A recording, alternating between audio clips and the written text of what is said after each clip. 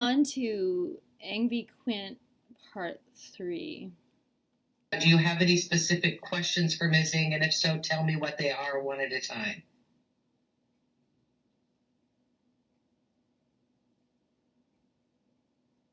I do not recall those incidences. Okay, that's, again, you're not listening to me. This is not your chance. You'll get a chance to tell me that. I'm going to hear from you separately.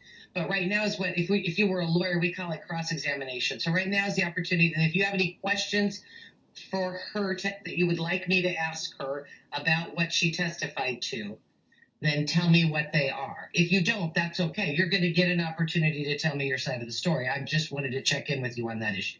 So do you have questions at this time? Okay, thank you. Ms. Ng, do you have any witnesses you'd like to call? Oh, if I had to, let me take you up to mute. Go ahead. So who's your first witness? I would like to call George Karch. Okay, you want to bring Mr. Karch in? Sir, is Mr. Karch available?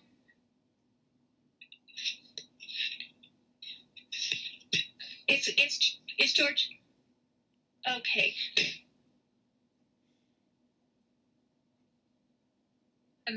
Your Honor, George is apparently out smoking a cigarette. Could I bring Clarence Larkins to the stand? That's fine. Where's Mr. Larkins? There he is. Okay. Mr. Larkins, can you turn your camera on, please? Yes, ma'am. Thank you. I'm going to have you raise. You're being called as a witness in this case. Go ahead and raise your right hand, please. Under penalty of perjury, do you solemnly swear or affirm that the testimony about to give in the matter now pending will be the truth, the whole truth, and nothing but the truth? Yes, ma'am. You can lower your hand. For the record, please state your full name and spell your last name. Clarence Larkins, Jr. Larkins. Thank you. Thank you. Ms. Ng, go ahead. Do you have any questions for Mr. Larkins? Yeah, Mr. Larkins, could you describe your military service record? Yes, I was Navy. I'm a Navy veteran. Thank you, Mr. Larkins, for your service. And can you tell me where we met? We met at the Beacon Clubhouse.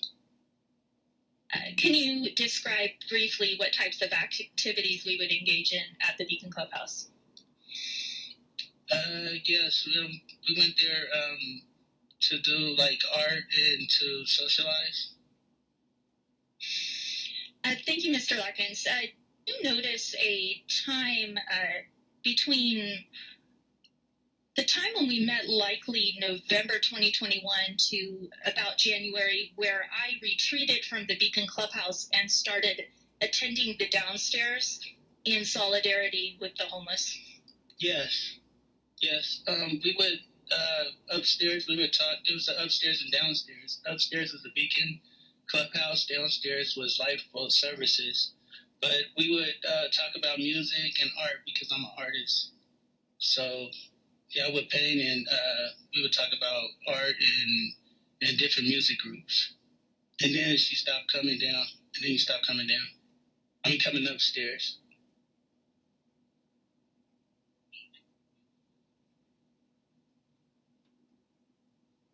Any other questions for him, Ms. Ng? Thank you, Your Honor. I ask.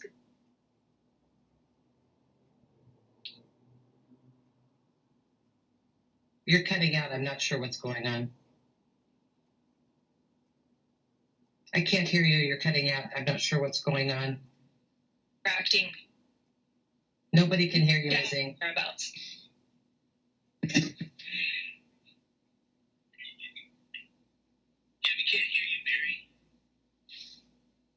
There it goes. Okay. Now we can see you again. Try it again. Okay, Clarence, can you describe whether or not you recall checking on me downstairs at the homeless facility at Lifeboat to see if I was okay or to see why I was not upstairs at Beacon Clubhouse? Yes, I did come down because we were having conversations and all this. I'm going to stop you there. Doesn't matter what she told you. That's hearsay, ma'am. So what information does he have about the reason we're here, which is the alleged unwanted context that alarmed you and placed you in fear? Okay, Clarence, could you describe to me the atmosphere at Lifeboat surrounding sexism or verbal abuse or sexual innuendo or false? No, he cannot, because that's not relevant. That's not the issue here today. This is not a lawsuit against Lifeboat. This is a request for a stalking order against a person. So do you have any information about incidents? Did you observe or any contact between Mr. Quint and Miss Ng? No, I just heard of things that she told me. Okay. Ms. Ng, do you have any other questions for him? Your Honor, if I might ask Clarence, do you have testimony about the emotional distress that walking around my neighborhood causes me due to the constant presence of this assailant outside my residence and that of my partner? Well, if that comes from what you've told him, that's hearsay, so he can't talk about that. So I'm not going to allow him to testify to that. You've testified to that, Ms. Ng. I have no doubt. You've been very clear about your emotional distress. What you're asking him to do is tell me what you told him, and that's hearsay. It's not admissible. So I think I have no further questions for Clarence Larkins. Thank you so much, Clarence. Thank you. Okay, thank you. Oh, hey, wait, Mr. Larkins. I need to see if Mr. Quint has any questions. Mr. Quint, do you have any questions for Mr. Larkins? I do not, Your Honor. Thank you. Thank you, Mr. Larkins. You can be excused. Thank you for your time. Thank you. Next witness, Ms. Ng. I'd like to call George Karch. Okay. Do you want to bring him in? Yeah, just a moment.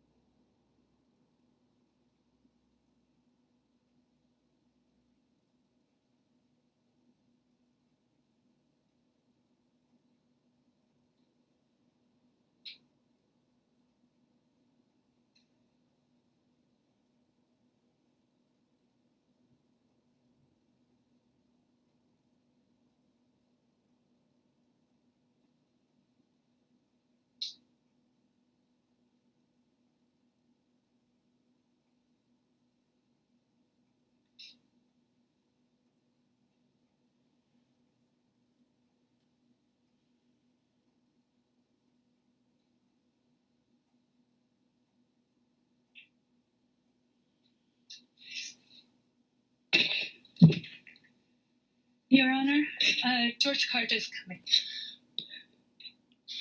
He's coming.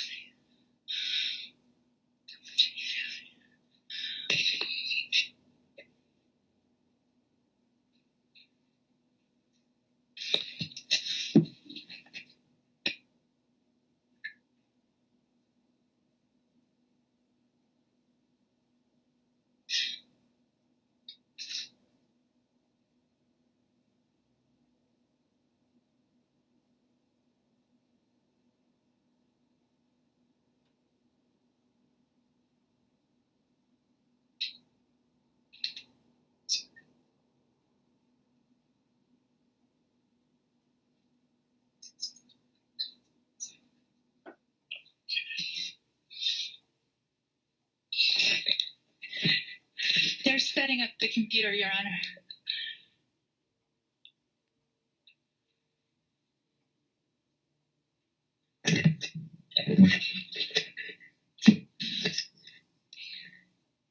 He could probably go use the same iPad that Mr. Larkins was using.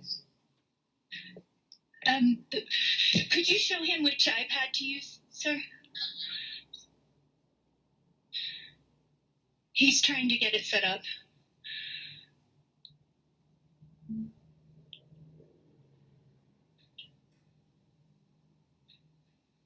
I have one question, that's all, George.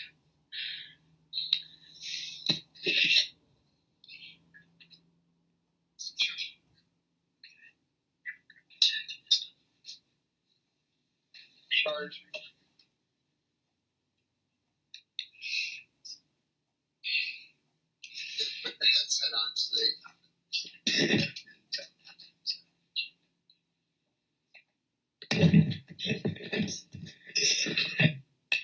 Mr. Carge, I need you to take your hood down, please.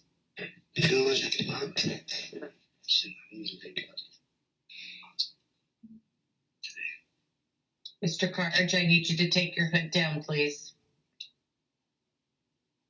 I got an infection, man. Oh. Well, No, that's okay. It's just we don't do hats in the courtroom, but if you've got a medical need for it, then don't worry about it. If you've got a medical need for it, don't worry about it, sir. It's generally that hats aren't allowed in the courtroom. Okay, I'll just stop it there.